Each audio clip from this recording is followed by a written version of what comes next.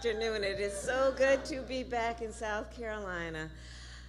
Thank you, Dr. Monica Adams Soror, for that introduction and for your work. Your work is just extraordinary. We have been talking about her vision, not only for the future of education, but for the future of our country. And that future being captured in these bright young people that she is nurturing and investing in for the sake of all of our benefits. So I thank you for that introduction. And it is good to be here. Mayor, where are you? Rinkenman, thank you for the warm welcome this afternoon. You've greeted me on the tarmac. I appreciate that and your leadership here. And to our president of Benedict College, Dr. Rosalind Clark-Artis. It is good to be with you again and with all these bright young leaders. Thank you for all that you do. And of course, it is a special honor to be here today with the great assistant leader, Jim Clyburn. So I don't need to tell you, but he is a champion not only for the people of this state, but he is a national leader on so many issues, on the issues of poverty and civil rights and voting, and of course, a leader on the issue that brings us here together today, high-speed internet. For years, Assistant Leader Clyburn has been fighting on this issue to connect families with high-speed internet. I'm telling you, when I was in the Senate, I was the United States Senator for 4 years. Almost every conversation I'd have with him was about high-speed internet and the need for folks to step up and join him in his role of leadership. And in particular, of course, his work also was on the House Rural Broadband Task Force in the United States Congress. So, Assistant Leader Clyburn, I thank you for inspiring and urging us as a nation to capture your vision for the families of America and for all you have done for our administration and our nation. Thank you. Thank you.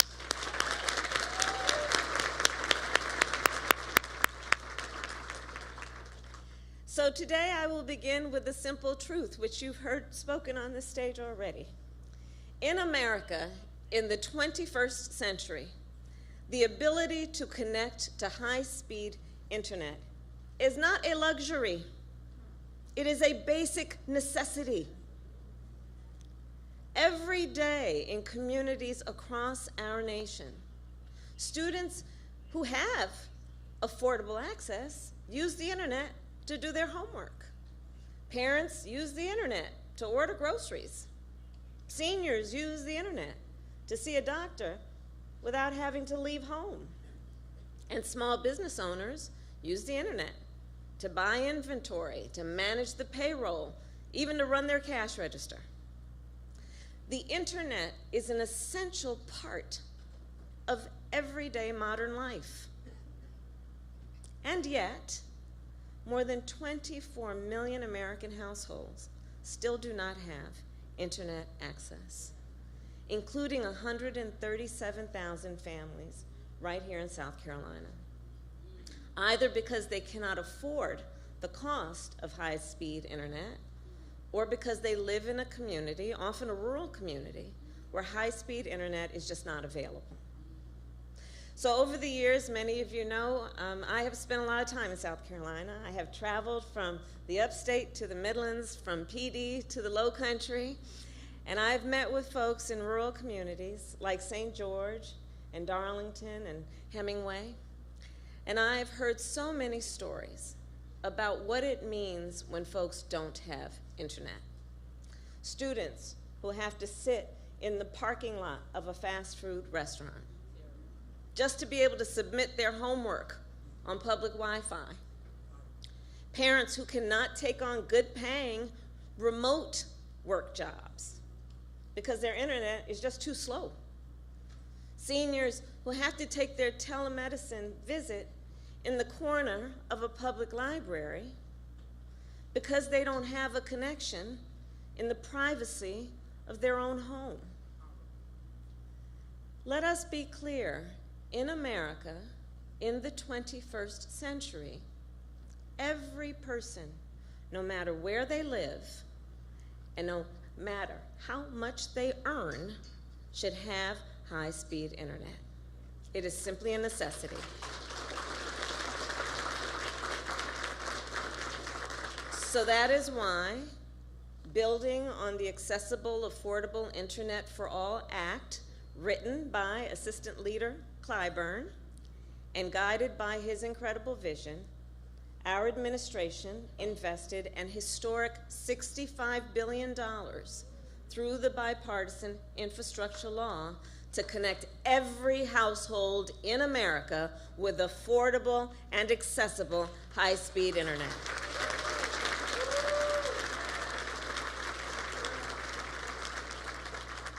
Now, for emphasis, affordable and accessible, both, because one doesn't work without the other. And so today, we have begun work to build infrastructure in more than 300 communities, to construct thousands of miles of fiber optic lines that deliver high-speed internet. Places where I've been, like Orangeburg and Chester. Places where we have connected thousands of farms and churches and schools and small businesses with high-speed internet for the very first time. And the majority of those 300 communities are rural. Now think about it. In addition to all the benefit that comes from that, all of this work also creates jobs, good paying jobs, jobs for electric workers who install the fiber optic cables, jobs for technicians who will repair and replace those lines for years to come. Which brings me then to the affordability issue. As Mr. Clyburn mentioned just a few minutes ago, when we took office, we created something called the Affordable Connectivity Program, or the ACP. Every month, this program gives more than 16 million working families a $30 discount on their internet bill. 800,000 households in South Carolina are eligible. And because we worked with internet service providers to make sure they offer plans for $30 or less per month, with a $30 discount, a majority of these households can access internet for $0 a month. That means every month, families across our nation have more money in their pocket to pay for groceries and school supplies and home repairs. And nationally, every month, this program saves Americans more than $500 million. Think about that. Through this family, we also, through this program, realized, and this family of networks of folks who are working on it, realized, okay, so that's good, so we're going to now check off the affordability issue and the access issue, but how am I going to get on the internet, right? And so that's where we designed into the program a one-time discount of up to $100 for families to purchase a laptop or a desktop computer or a tablet. Because obviously, an internet connection is not much good if you don't have the technology to get online. So I want to just now do a public service announcement, and I need all the leaders here to help me, okay? To check if you qualify for the ACP, look at your neighbor. To check if you qualify, go to getinternet.gov. To check if you qualify, go to internet.gov. As part of this work, we are also investing to connect our nation's HBCUs. So I say that as a proud graduate of an HBCU. Yes. So I know firsthand, our HBCUs are centers of academic excellence. Academic excellence.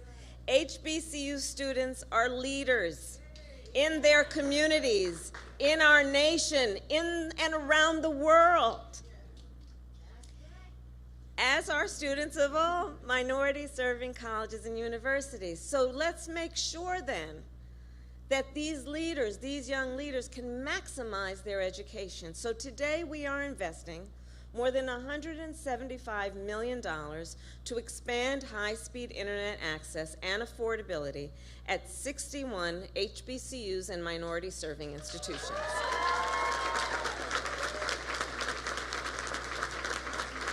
Because we have to be intentional. We have to be intentional. And many of those that we have focused on currently do not have reliable access to high-speed internet on campus. So for South Carolina, as an example, we are investing nearly $3 million in Claflin University and $3 million in Benedict College.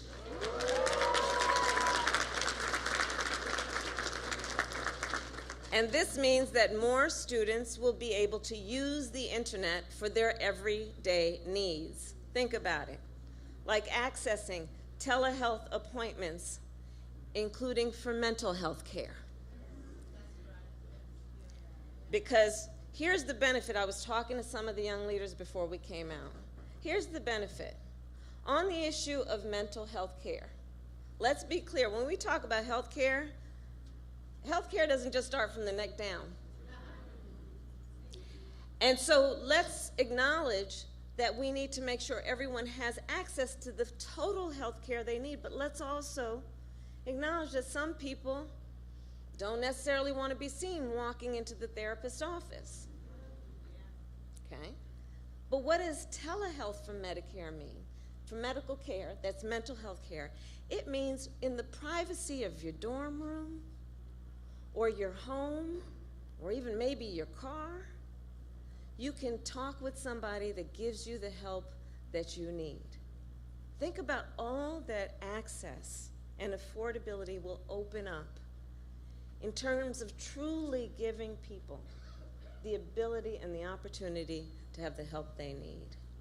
And because of the investments that we're talking about today, the schools that I mentioned and so many others will also be able to expand their laptop loan program and update and upgrade campus Wi-Fi so that here at Benedict, when students are waiting for the Comet bus, they can open up their laptop and keep studying for their chemistry midterm. And because of this investment, this school will be able to also create a community computer lab so that our youngest students, including those at Carver-Lyon Elementary, where Dr. Adams works, will be able to have access and get online too. So South Carolina, for so many people of every generation, these investments will be transformative. Because we know when we connect folks with high-speed internet, we connect them with opportunity. The opportunity to get an education, to train for a new career, to build a business, and to see a doctor. We give people the power to build, for our collective benefit, healthier, happier, and more prosperous lives for themselves and for the people they love. Together, this will help make our country a place where all people, no matter where they live, can thrive. So thank you all again for your leadership, for your work, and for everything you do. May God bless you, and may God bless America. Thank you all.